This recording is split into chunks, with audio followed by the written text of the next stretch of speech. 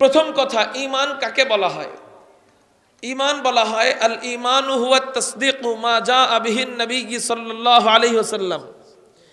ঈমান বলা হয়, মুখস্থ করবেন, আমি মুমিন, আমি মুসলমান। ঈমান অর্থই জানি না, তাহলে আমারে মুসলমান হইতে কইছে কেডা? হ্যাঁ, আমি মুসলমান, আমার পরিচয় আমি জানি না, তাহলে আমি কেমন মুসলমান? এজন্য আমার ঈমানের সংজ্ঞা মুখস্থ করতে হবে। বলেন ঈমান বলা হয়, বলেন আল্লাহ পাক রব্বুল আলামিন তার রাসূলের মাধ্যমে যা কিছু নাজিল করেছেন সবগুলা বিষয়কে হুবহু বিশ্বাস করার নাম হলো ঈমান। বলেন বলেন, কে শোনাইতে পারবে? বলেন আল্লাহ পাক রব্বুল আলামিন তার রাসূলের মাধ্যমে যা কিছু নাজিল করেছেন এই সবগুলা বিষয়কে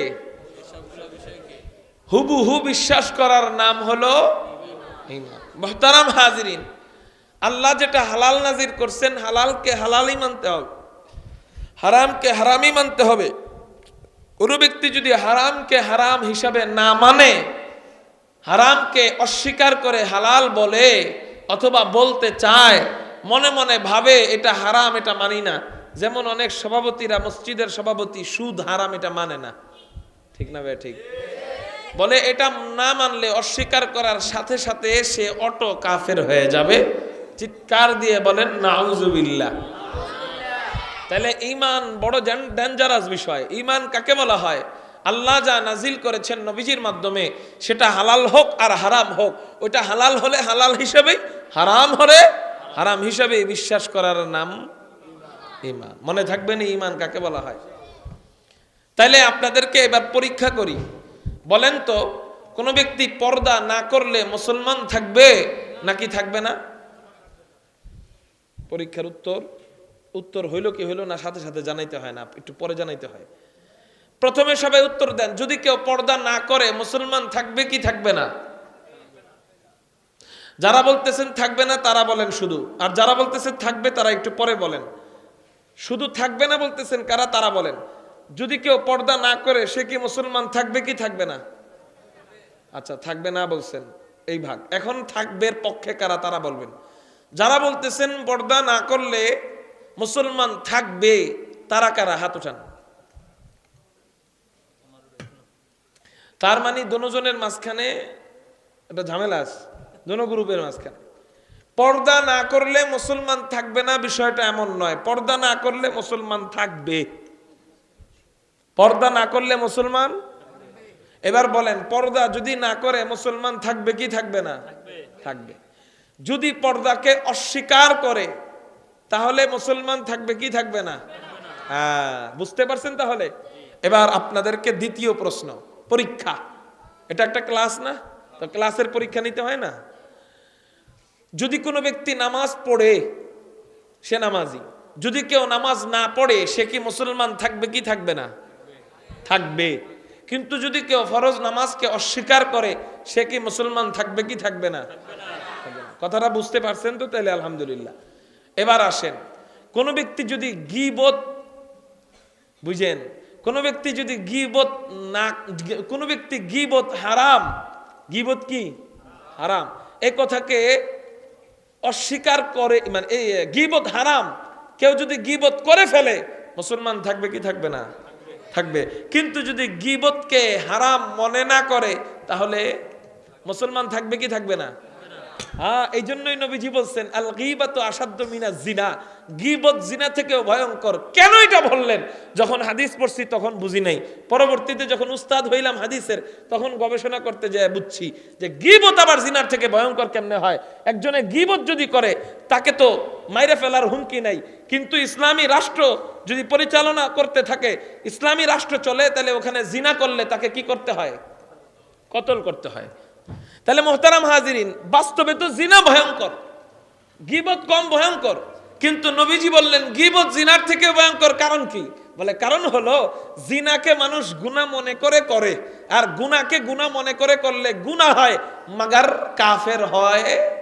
কিন্তু গীবত যখন করে তখন গীবতকে মানুষ গুনাহ মনে করে না, মনে করে এটা জায়েজ। কি মনে করে? আর গীবত হারামকে যখন সে জায়েজ মনে করবে সে কি হয়ে যাবে? হারামকে সে জায়েজ মনে করলে কি হয়ে যাবে?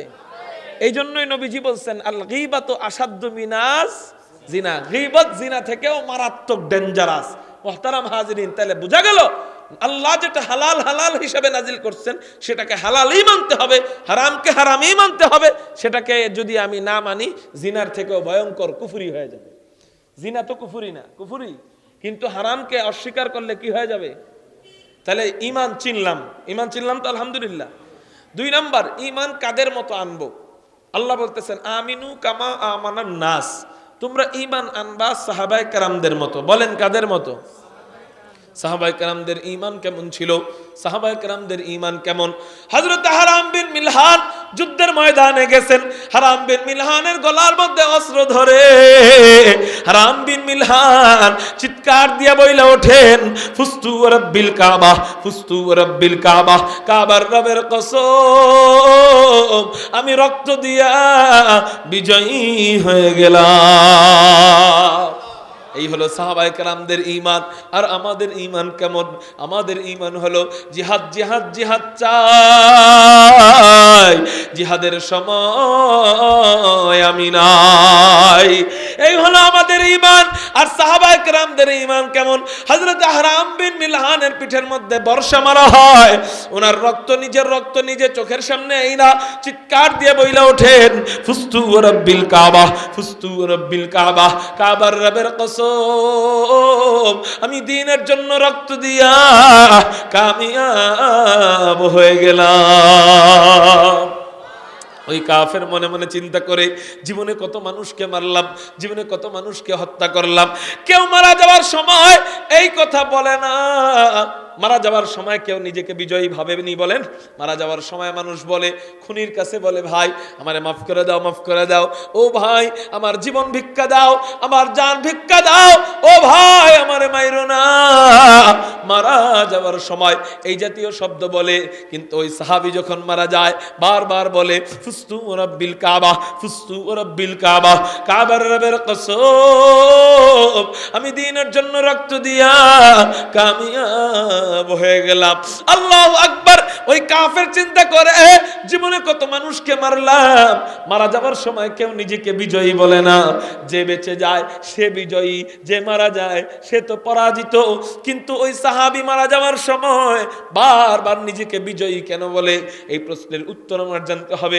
এক সাহাবীর সাথে সাক্ষাৎ হয়, জিজ্ঞাসা করে ভাই তোমাদের এক ভাইকে আমি হত্যা করলাম, মারা যাবার সময় বারবার আওয়াজ করতেছিল বিজয়ের আওয়াজ, ফুস্তু রাব্বিল কাবা, ফুস্তু রাব্বিল কাবা, কাবার রবের কসম আমি দ্বীনের জন্য রক্ত দিয়া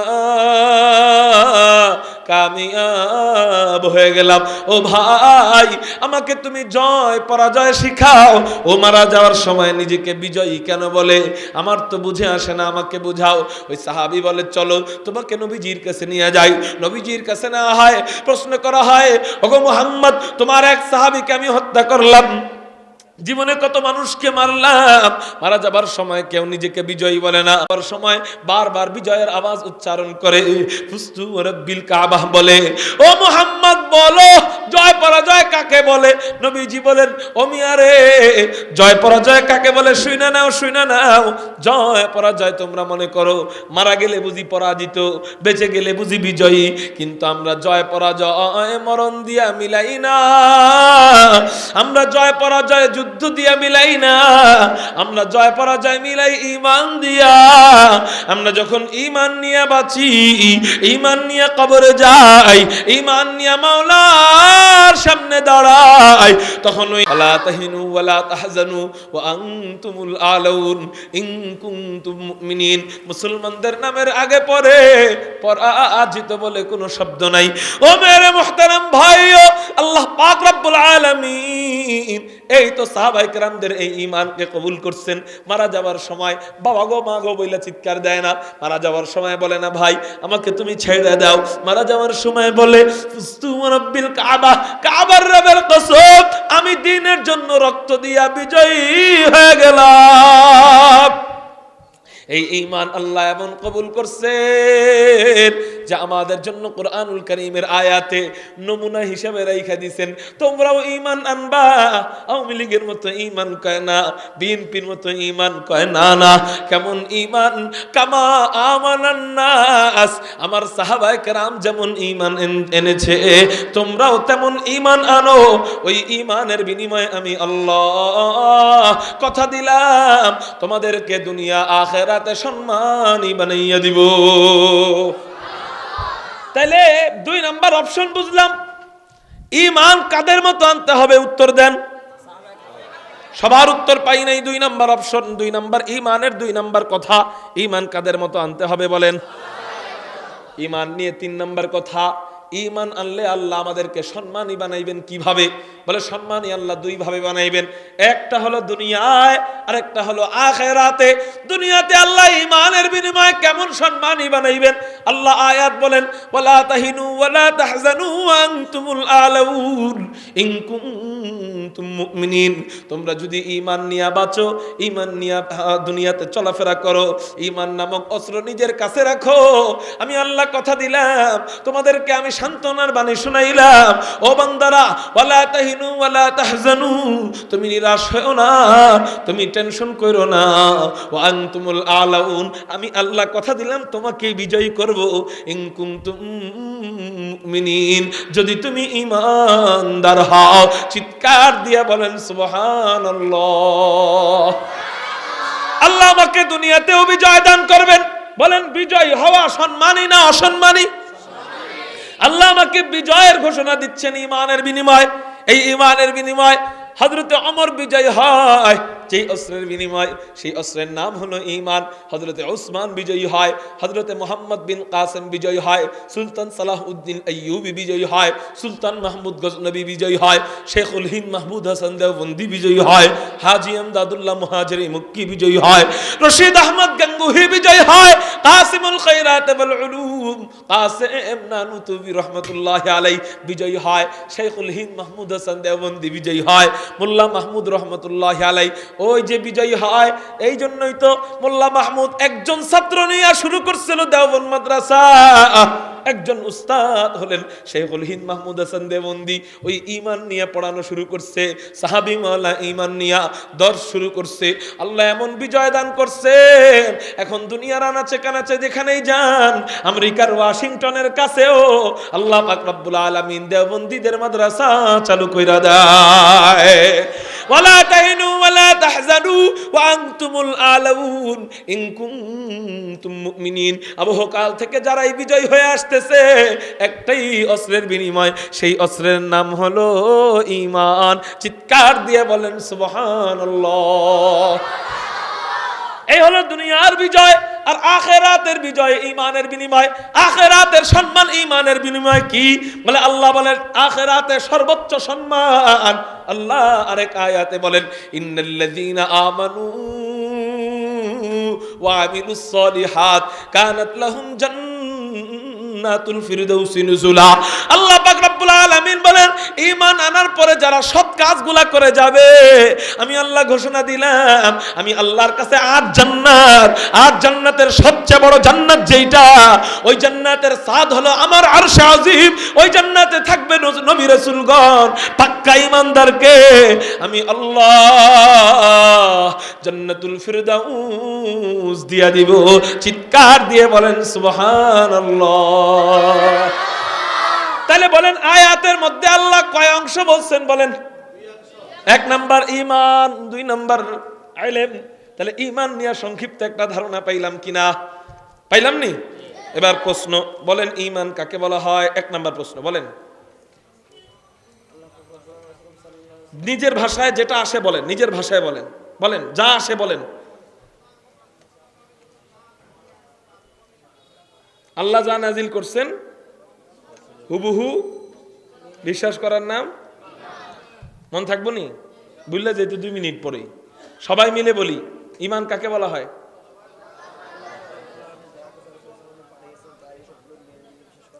কার মাধ্যমে নাজিল করছেন? গোলাম আহমদ কাদিয়ানির মাধ্যমে? তাই না? কইতে হইব না নবীজির মাধ্যমে? বলতে হবে তো। তার মাধ্যমে যা নাজিল করছেন সব বিশ্বাস করার নাম কি? 2 নাম্বার, ঈমান কাদের মতো আনবো? সাহাবায়ে কেরামদের ঈমান কেমন ছিল? পুলিশের লাঠি দেখলে দৌড় দিত? তাহলে কি কলার মধ্যে ছুরি ধরতো, তারপরেও বলতো আমি বিজয়ী? তাহলে এমন ঈমান আনতে হবে, ফাঁসির কাস্টে যাব, আমি ফাঁসির সামনে ঝুলবো, তারপরেও আমি ঈমান থেকে পিছপা হব। 2 নাম্বার। 3 নাম্বার, ঈমান আনলে আল্লাহ সম্মান বাড়ায় দিবেন। এই দুনিয়ার সম্মানটা কি বলেন? আল্লাহ বিজয় দান করবেন। বলেন, দুনিয়াতে কি দান করবেন? ঈমানের বিনিময়ে প্রত্যেক কাজে বিজয় দান করবেন। জিনা করতে যাইবেন, ঈমান যদি সাথে থাকে, ঈমানকে ভাই সাবধান, জিনা করিস না। জিনা থেকে বাইচা আশাকে বিজয় না, জয় না এটা। আপনি চুরি করতে যাবেন, ঈমানকে ভাই সাবধান, সর, চুরি করতে পারবি না। এই চুরি থেকে বাইচা আসা কি শয়তানের সাথে জিহাদ করে বিজয়ী হওয়া না? আবার যুদ্ধের ময়দানেও বিজয় দান করবেন, বলে কিসের বিনিময়? ঈমানের বিনিময়।